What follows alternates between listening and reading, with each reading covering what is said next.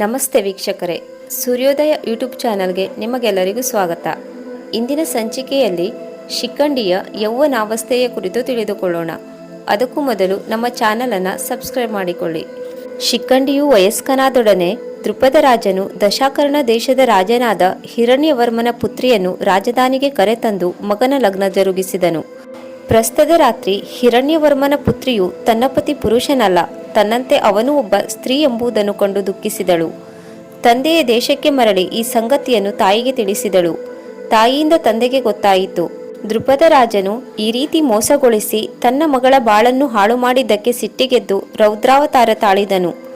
ಅವನನ್ನು ಅವನ ದೇಶವನ್ನು ನಿರ್ಮೂಲನೆ ಮಾಡುವುದಾಗಿ ತಿಳಿಸಿ ಸೈನ್ಯ ಶೇಖರಿಸತೊಡಗಿದನು. ಆದರೆ ದೃಪದ ರಾಜನಿಗೆ ರುದ್ರದೇವರ ವರದ ಮೇಲೆ ಬಹಳವಾದ ಭರವಸೆ ಇತ್ತು. ತನ್ನ ಮಗಳು ಈಗಲೇ ಅಥವಾ ಇನ್ನು ಕೆಲ ದಿನಗಳಲ್ಲೇ ಪುರುಷಳಾಗುವಳೆಂಬ ವಿಶ್ವಾಸ ಅವನಿಗಿತ್ತು. ಅವನು ದಶಕರ್ಣ ರಾಜನಿಗೆ ಸಂದೇಶ ಕಳುಹಿಸಿದನು. ರಾಜ, ಆಗಲಾರದವರು ನಿನಗೆ ಈ ಸುಳ್ಳು ಸುದ್ದಿ ಹೇಳಿರಬೇಕು. ನನ್ನ ಮಗ ಸ್ತ್ರೀಯಲ್ಲ, ಬೇಕಾದರೆ ನೀನೇ ಸ್ವತಃ ಬಂದು ಪರೀಕ್ಷಿಸಬಹುದು. ಅದಕ್ಕೆ ಹಿರಣ್ಯವರ್ಮನು ಆಗಲಿ, ನಿನ್ನ ಪುತ್ರನನ್ನು ಪರೀಕ್ಷಿಸಲು ಸೈನ್ಯ ಸಮೇತವಾಗಿಯೇ ಬರುತ್ತೇನೆ ಎಂದು ಮಾರುತ್ತರ ಕಳುಹಿಸಿದನು. ಇತ್ತ ಶಿಖಂಡಿಯ ಸಂಕಟ ಹೇಳಲಾಗದು. ನಾನು ನಿಜವಾಗಿಯೂ ಸ್ತ್ರೀ. ನನ್ನ ತಂದೆ ನನ್ನನ್ನು ಪುರುಷನನ್ನಾಗಿ ಬೆಳೆಸಿ ನನಗೆ ಮಾತ್ರವಲ್ಲ, ಇಡೀ ರಾಜ್ಯಕ್ಕೆ ಕಂಟಕ ತಂದಿದ್ದಾರೆ ಎಂದು ಮರುಗಿದಳು. ನಾನು ಇಲ್ಲಿದ್ದರಲ್ಲವೇ ಪರೀಕ್ಷೆ ನಡೆಯುವುದು, ನಾನೇ ರಾಜ್ಯ ತ್ಯಜಿಸುವೆನು ಎಂದು ನಿರ್ಧರಿಸಿ ಬೇಟೆಯಾಡುವ ನೆಪದಲ್ಲಿ ಅರಮನೆಯಿಂದ ಹೊರಬಂದು ಅರಣ್ಯ ಸೇರಿದಳು. ರಾಜ್ಯಕ್ಕೆ ಹಿಂತಿರುಗಲೇಬಾರದು ಎಂದು ನಿಶ್ಚಯಿಸಿದವಳು ಅರಣ್ಯದಲ್ಲಿ ಅಲೆದಾಡುತ್ತಿರುವಾಗ ಸ್ಥೂಲವರ್ಣ ಎಂಬ ತುಂಬೂರು ಗಂಧರ್ವನು ಭೇಟಿಯಾದನು. ಶಿಖಂಡಿ ಅವನೆದುರಿಗೆ ತನ್ನ ಸಂಕಟ ತೋಡಿಕೊಂಡು ಅತ್ತಳು. ತುಂಬೂರು ಶಿಖಂಡಿಯಲ್ಲಿ ಕರುಣೆ ತೋರಿದನು. ರಾಜಕುಮಾರಿ, ಚಿಂತಿಸಬೇಡ. ನಮಗೆ ಗಂಧರ್ವರಿಗೆ ಲಿಂಗ ಬದಲಿಸುವ ಶಕ್ತಿ ಇದೆ. ನನ್ನ ಪುರುಷತ್ವವನ್ನು ನಿನಗೆ ನೀಡುವೆನು. ನಿನ್ನ ಸ್ತ್ರೀತ್ವವನ್ನು ನಾನು ತೆಗೆದುಕೊಳ್ಳುವೆನು. ನೀನು ಕೂಡಲೇ ರಾಜಧಾನಿಗೆ ಹಿಂತಿರುಗು. ನಿನ್ನ ಪತ್ನಿಯನ್ನು ಸಂಧಿಸು. ನಿನ್ನ ಮಾವನ ಪರೀಕ್ಷೆಗೆ ಒಳಗಾಗು. ನೀನು ಪುರುಷ ವೀರನೆಂದು ಅವರು ಖಚಿತ ಮಾಡಿದ ಮೇಲೆ ಇಲ್ಲಿಗೆ ಬಾ. ನಿನ್ನ ಸ್ತ್ರೀತ್ವವನ್ನು ವಾಪಸ್ಸು ಪಡೆ. ನನ್ನ ಪುರುಷತ್ವವನ್ನು ನಾನು ವಾಪಸ್ಸು ಪಡೆಯುವೆನು. ಇದರಿಂದ ನಿನ್ನ ತಂದೆ ತಾಯಿಯ ಮತ್ತು ನಿನ್ನ ರಾಜ್ಯಕ್ಕೆ ಬಂದ ಗಂಡಾಂತರ ಕಳೆಯುವುದು. ನೀನು ಬರುವವರೆಗೂ ನಾನು ಇಲ್ಲಿಯೇ ಇರುತ್ತೇನೆ ಎಂದನು. ಅದರಂತೆ ಇಬ್ಬರು ಲಿಂಗ ಬದಲಿಸಿಕೊಂಡರು. ಗಂಧರ್ವನೇ, ನಿನ್ನ ಉಪಕಾರವನ್ನು ನಾನು ಎಂದಿಗೂ ಮರೆಯಲಾರೆನು. ನನ್ನ ಪರೀಕ್ಷೆ ಮುಗಿದೊಡನೆ ನಾನಿಲ್ಲಿಗೆ ಬಂದು ನಿನ್ನ ಪುರುಷತ್ವವನ್ನು ನಿನಗೆ ವಾಪಸ್ಸು ಕೊಡುವೆನು ಎಂದು ಹೇಳಿ ರಾಜಧಾನಿಗೆ ಮರಳಿದಳು ಶಿಖಂಡಿ. ಪುರುಷತ್ವವನ್ನು ಪಡೆದು ಬಂದ ಶಿಖಂಡಿ ತನ್ನ ಪತ್ನಿಯನ್ನು ಕರೆಸಿಕೊಂಡು ಆ ದಿನ ರಾತ್ರಿ ಅವಳೊಂದಿಗೆ ಕಳೆದನು.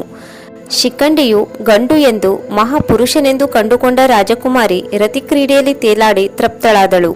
ತನ್ನ ಗಂಡನು ಸ್ತ್ರೀಯಲ್ಲ, ಆತ ಪುರುಷನೇ ಎಂದು ತಂದೆ ತಾಯಿಗೆ ತಿಳಿಸಿದಳು. ದಶಾಕರ್ಣ ರಾಜನು ಮರುದಿನ ದೃಪದ ರಾಜನಲ್ಲಿಗೆ ಬಂದು ಕ್ಷಮೆ ಕೇಳಿದನು. ಬಹಳವಾದ ಉಡುಗೊರೆ, ಕಾಣಿಕೆ ಮೊದಲಾದವುಗಳನ್ನು ಕೊಟ್ಟು ದೃಪದ ರಾಜನಿಗೆ ವಂದಿಸಿ ತನ್ನ ಸೇನಾ ಪರಿವಾರದೊಂದಿಗೆ ತನ್ನ ದೇಶಕ್ಕೆ ಹೊರಟು ಹೋದನು.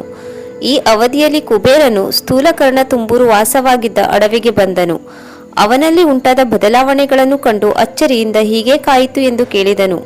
ತಾನು ಶಿಖಂಡಿಗೆ ಪುರುಷತ್ವವನ್ನು ನೀಡಿದ ಸಂಗತಿಯನ್ನು ತುಂಬೂರು ತಿಳಿಸಿದನು.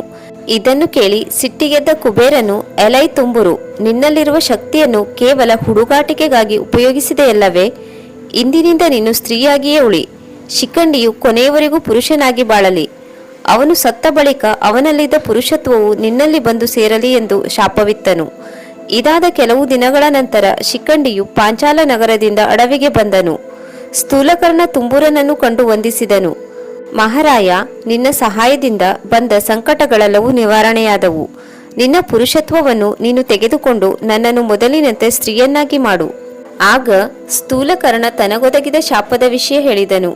ಶಿಖಂಡಿಯು ಶಾಶ್ವತವಾಗಿ ಪುರುಷನಾದ ಸುದ್ದಿ ಕೇಳಿ ಅವನನ್ನು ಬೀಳ್ಕೊಟ್ಟನು. ಶಿಖಂಡಿಯು ಪರಮಾನಂದ ಭರಿತವಾಗಿ ಅರಮನೆಗೆ ಬಂದನು. ದೃಪದ ರಾಜನು ಕಾಪಾಡಿಕೊಂಡು ಬಂದಿದ್ದ ದೇವಲೋಕದ ಕಮಲ ಪುಷ್ಪದ ಹಾರವನ್ನು ಕೊರಳಲ್ಲಿ ಧರಿಸಿಕೊಂಡು ಮೆರೆ ಹತ್ತಿದನು.